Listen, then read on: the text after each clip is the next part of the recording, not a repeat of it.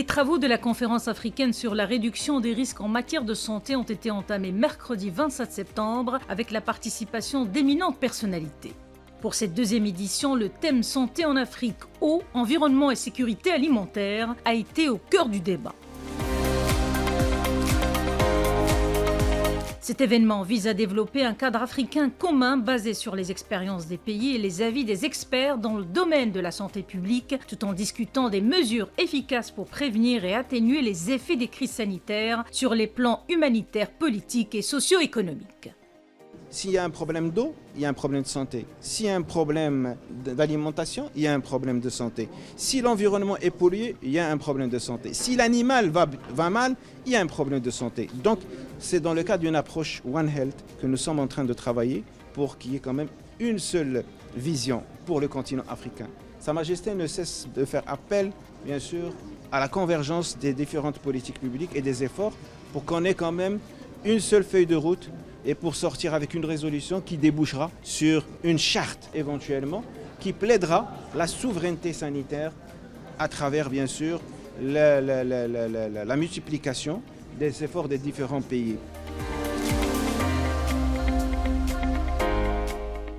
Aujourd'hui, le maître mot, c'est de renforcer la sécurité alimentaire sur la base de la souveraineté alimentaire. Comment peut-on produire beaucoup plus au niveau local et territorial, bien sûr en équilibre avec les potentialités, avec beaucoup moins en termes de ressources, notamment les ressources sol et les ressources eau. Et aujourd'hui, toute la question de la durabilité de la sécurité alimentaire dépend de la maîtrise de cette ressource qui est l'eau, qui doit être gérée d'une manière durable, c'est-à-dire qui doit être valorisée au mieux et limiter les pertes.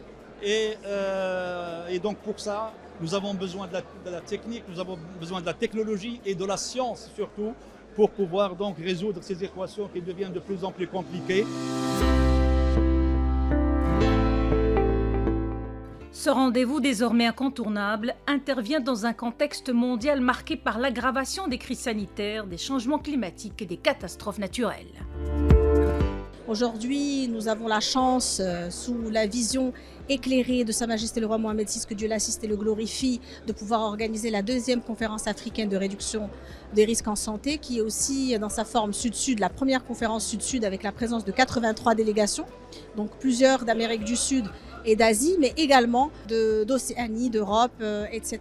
Nous avons pu mettre en place, suite au séisme, à la catastrophe naturelle qui nous a touchés, et ayant été très attristés de par le monde par ce qui s'est passé au Maroc, nous avons pu mettre en place un panel sur la gestion des catastrophes naturelles et donc recevoir une douzaine de pays afin de pouvoir sortir des recommandations en matière de gestion des catastrophes naturelles, mais aussi également des pistes juridiques du travailler ensemble, des pistes juridiques pour travailler entre les pays.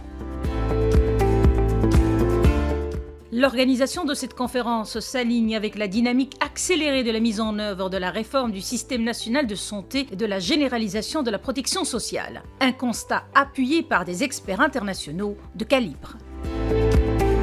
There were here a large number of experts, each one giving his own point of view, but all of them shared the admiration to the Moroccan people and our thanks to what was done here in order to take care of the disaster you had to face. And I think you should be very, very proud of yourself that in no time you were able to raise this conference.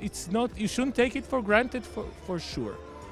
The second issue of the Memorandum of Understanding we signed today between Israel and Morocco, between the Sheba and the AGH, is also very, very important. Why? Every country can contribute to the other country.